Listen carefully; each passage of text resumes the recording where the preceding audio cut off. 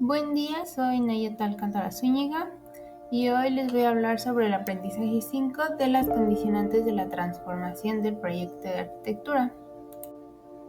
De este lado se puede mostrar un resumen de contenidos de los temas que voy a tratar, iniciando con unas condicionantes. Después seguiremos hablando del lenguaje arquitectónico, unos conceptos y por último los nuevos enfoques de la arquitectura. Dando inicio a las condicionantes de la transformación del proyecto de arquitectura, empezamos con el cambio en las formas de vida.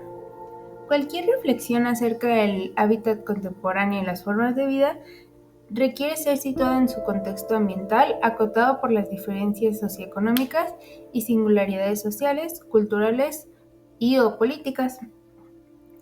El cambio en las formas de vida no es igual en todas las sociedades, ya que si comparamos solamente el aspecto formal del habitar colectivo entre una sociedad de economía desarrollada y otra en desarrollo, tenemos que en la primera la habitación colectiva es de preferencia en altura, impulsado por una política de uso del suelo y de servicios que favorecen la densidad y concentración de la ciudad.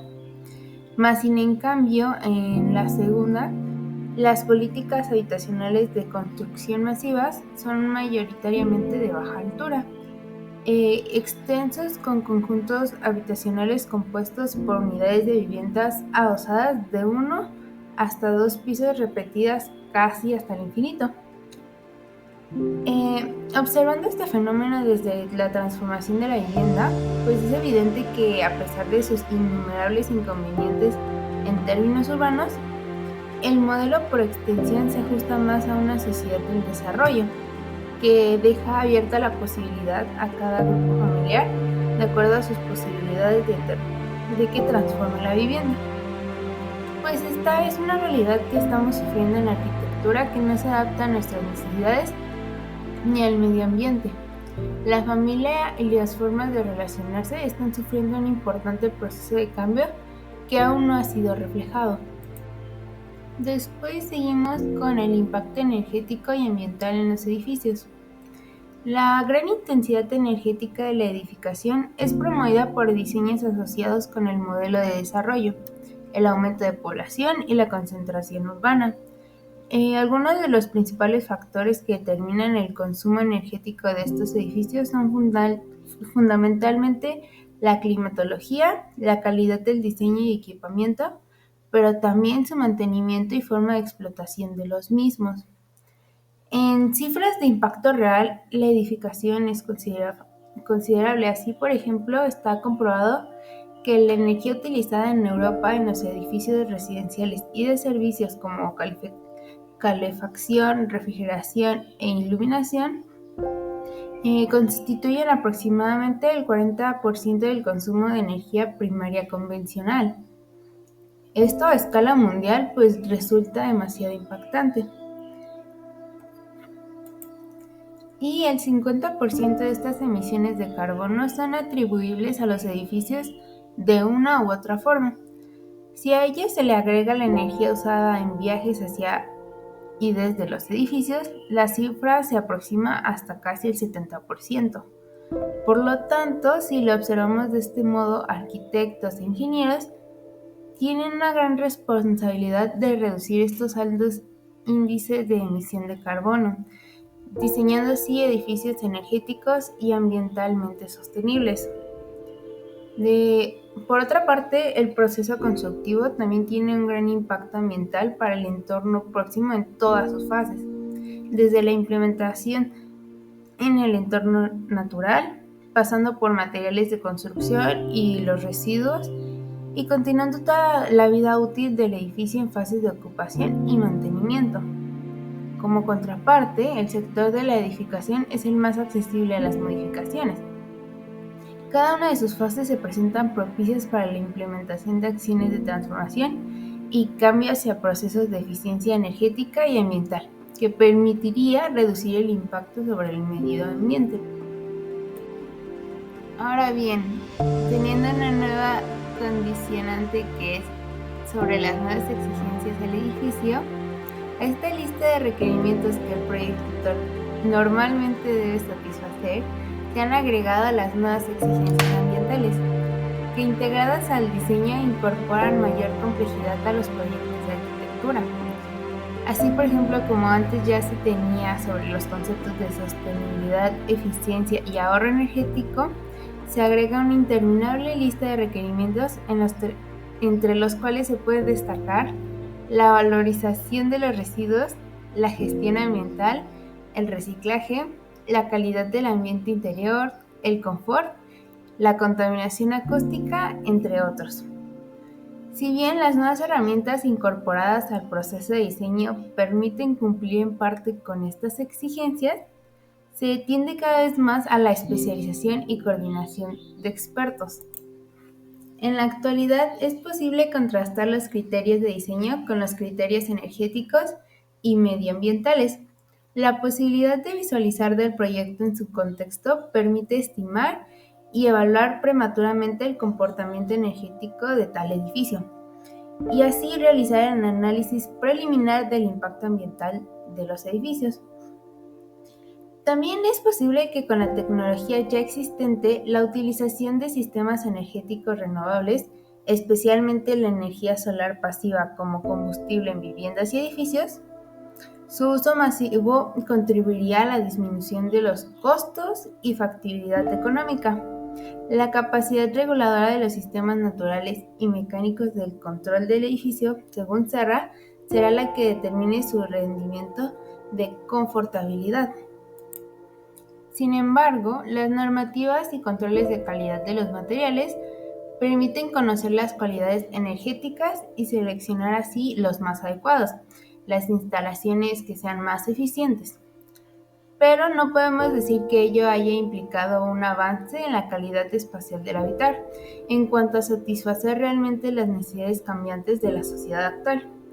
Nuestras viviendas aún siguen siendo inflexibles en el sentido más literal del concepto.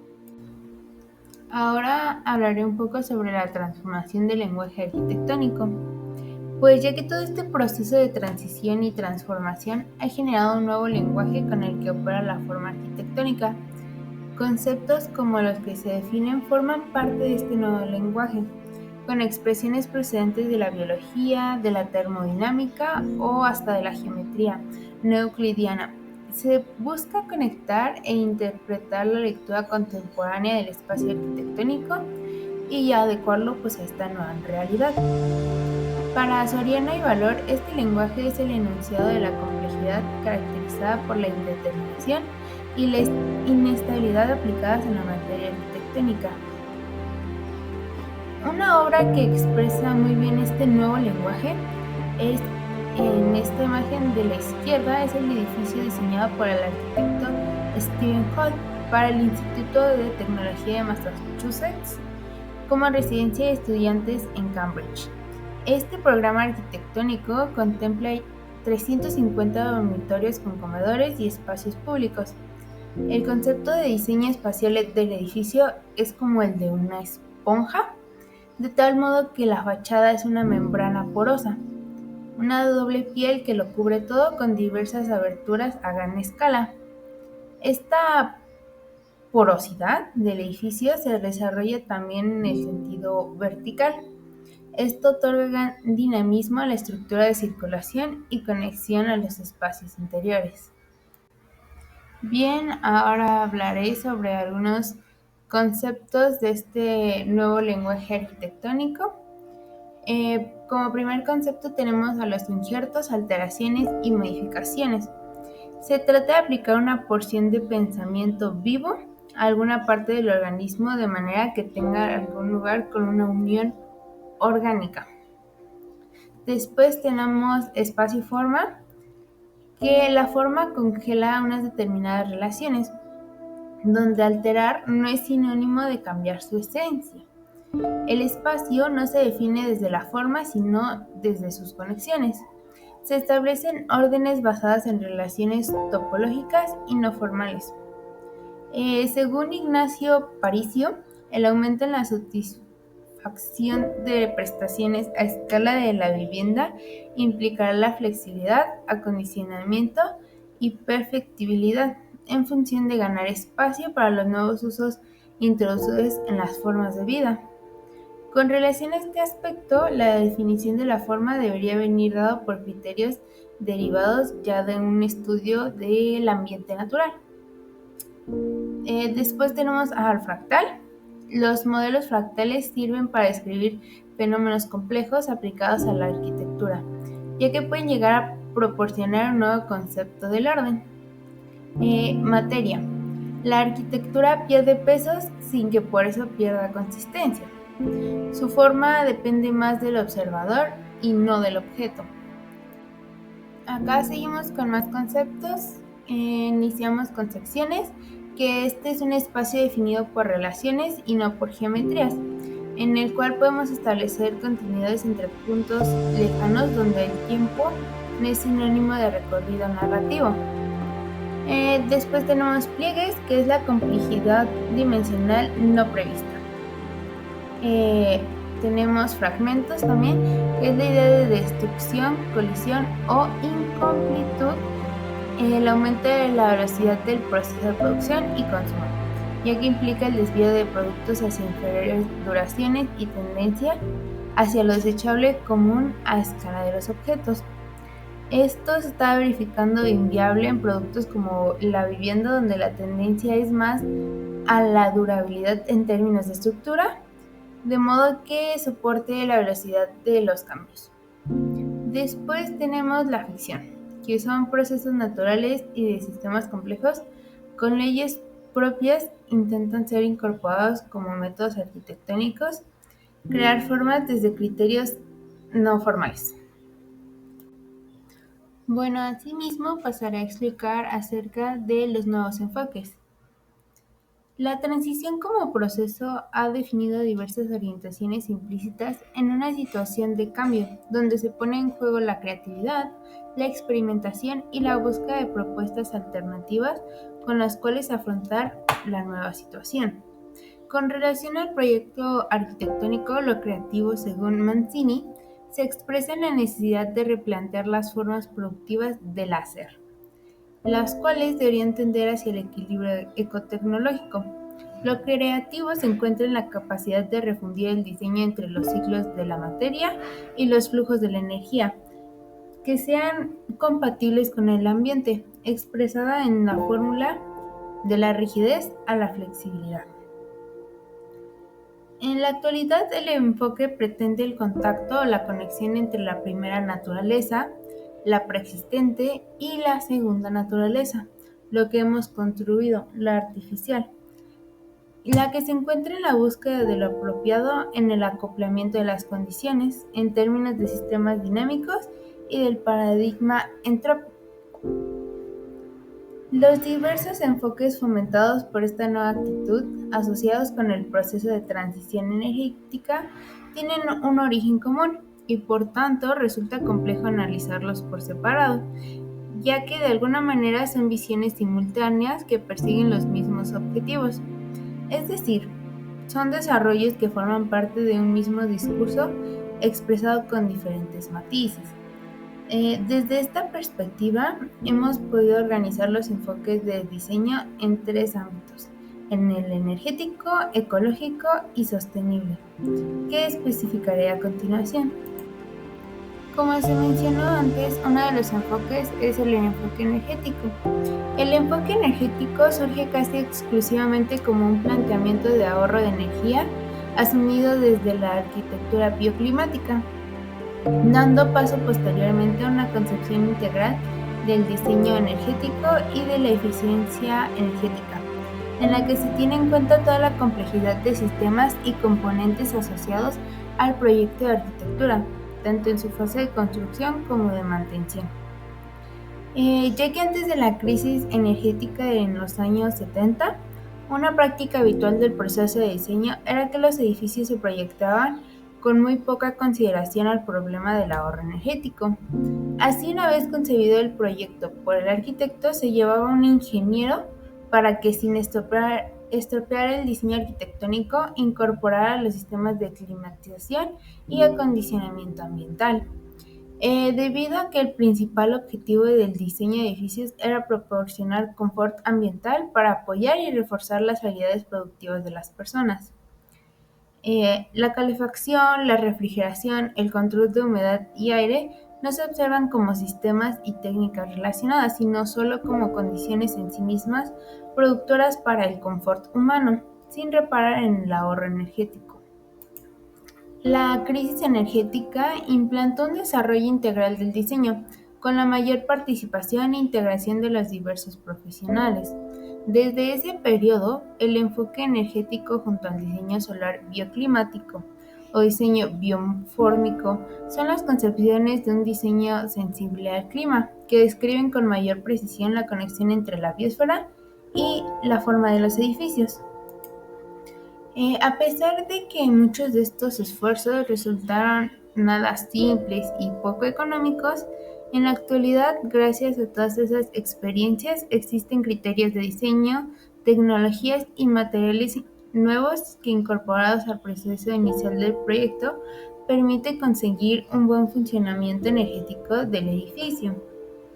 El óptimo aprovechamiento de estos recursos energéticos ambientales en los edificios ya no se plantea en términos de incorporar elementos adosados al edificio, sino que el edificio en su totalidad es entendido como un productor de energía capaz de captar o cosechar la energía que le rodea y que recibe.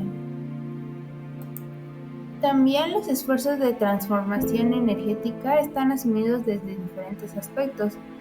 Por una parte, se realizan a través de nuevos materiales de construcción que participan como las sustancias energéticas, y por otra parte, se ejecutan mediante el análisis de las propiedades físicas del edificio aplicadas durante su proceso de diseño, explotando la energía solar pasiva para la calefacción, refrigeración, la iluminación y ventilación natural, e incorporando las variaciones estacionales o diarias del medio ambiente exterior, ya con el fin de reducir la dependencia de los sistemas mecánicos y eléctricos, como también los efectos a largo plazo en el balance energético y medioambiental. Bien, pasando ahora a un enfoque ecológico. En un principio, este enfoque ecológico se comprendió como un movimiento alternativo que intentaba regresar al vínculo original del hombre y la naturaleza. Hoy, desde una visión holística, se plantea la idea de entender el edificio como un ecosistema abierto y de naturaleza evidentemente artificial. Lo orgánico se proponía incorporar el proceso tecnológico, el mundo de las máquinas, a un desarrollo que estuviera en armonía con la naturaleza. La primera idea latente detrás de esta aspiración era el mito del retorno a la tierra, la búsqueda de un equilibrio agrario y comunitario. Con la crisis energética también surge una manifestación hacia lo ecológico, pero con una orientación biológica que intentaba imitar o reproducir a la naturaleza en sus formas, creando espacios adaptados al cuerpo humano, semejantes al claustro materno, a los refugios de los animales. Esta tendencia se aproximó hacia un camino más espiritual, despertando así un deseo de restablecer eslabones más íntimos entre la naturaleza y la humanidad. En el diseño ecológico actual se distancia de los planteamientos anteriores por su capacidad de integrar los parámetros ambientales y climáticos, transformándolos en cualidades de confort y de forma, estableciendo las interacciones y traspasos entre el medio natural y el ya construido. El diseño ecológico requiere reconocer e interpretar las transformaciones físicas del medio ambiente, de forma geológica, hidrológica, meteorológica, biológica, entre otras, y comprender los complejos sistemas de interacción, transformación o intercambio energético existente en un ecosistema abierto. Desde el enfoque ecológico, la biosfera, todo el conjunto de seres vivos del planeta, es un sistema termodinámico. La vida es, ella misma, una pura manifestación energética. Y con una orientación conceptual del actual proceso, se propone dejar de pensar en los edificios como algunas formas físicas congeladas, como objetos quietos o inmutables, para observarlos así como elementos dinámicos integrados a la naturaleza en el ámbito de los procesos y de la vida.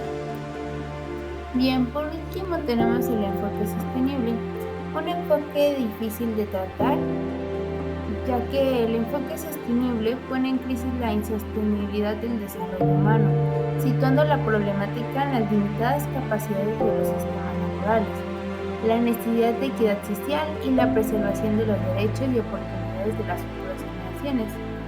La sostenibilidad se refiere a las condiciones sistémicas en razón de las cuales, a escala planetaria y o regional, las actividades humanas no pueden sobrepasar la capacidad de carga de los ecosistemas, límites a partir de los cuales se activan fenómenos irreversibles de degradación. En el ámbito de la arquitectura, lo sostenible se fundamenta tanto en el uso de las energías renovables como en el cierre de los ciclos de vida de los materiales, que comprende desde el proceso de fabricación de los materiales y finaliza con su posterior reutilización. Pues esto último nos lleva a entender lo sostenible también ligado con el concepto de durabilidad. En cuanto a lo sostenible, no se admite desechos o que la materia tenga un solo uso. Por lo tanto, pensar en edificios que sean fáciles de desmantelar, capaces de desaparecer sin dejar rastro, significa desarrollar una arquitectura durable en el tiempo. Significa pensar en proyectos abiertos, capaces de aceptar a las futuras normas de uso, lo que no implica una falta de consistencia, la capacidad de mutar o modificarse es garantía de subsistencia, de vínculo con la realidad. Puesto que una arquitectura sostenible es una arquitectura inspirada en la idiosincrasia y las necesidades de los futuros habitantes y en la naturaleza del lugar, que pone el énfasis en lo cualitativo, porque está orientada a conseguir una mejora en la calidad de vida, admitiendo los principios de eficacia, suficiencia y equidad. Un edificio sostenible para el arquitecto Tom van Hoven es una apuesta por vivir naturalmente a diferencia de los edificios que se mantienen artificialmente vivos. La definición más destacada del desarrollo sostenible se expresa como aquel desarrollo de las que satisface las necesidades de la generación presente sin comprometer los límites o las capacidades de las generaciones futuras para satisfacer sus propias necesidades. Este enunciado contiene en sí dos conceptos claves para los profesionales de la arquitectura, el de la necesidad y el límite. Ambas nociones habituales en el lenguaje del arquitecto adquieren una nueva dimensión en el enfoque sostenible, dirigida al buen hacer y hacia la combinación de los atributos de una arquitectura no solamente racional, sino también sensual y emocional. Las necesidades, por su parte, ya no son solo simples y habituales requerimientos del programa arquitectónico.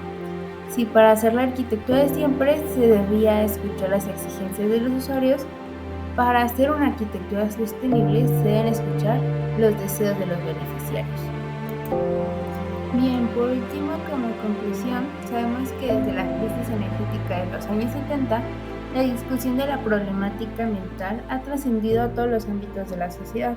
Aunque en un primer momento el problema se limitó a buscar alternativas para satisfacer la creciente demanda energética, se han sucedido diversas formas de acercamiento y de afrontamiento de un proceso de transición hacia las energías renovables que resultará inevitable.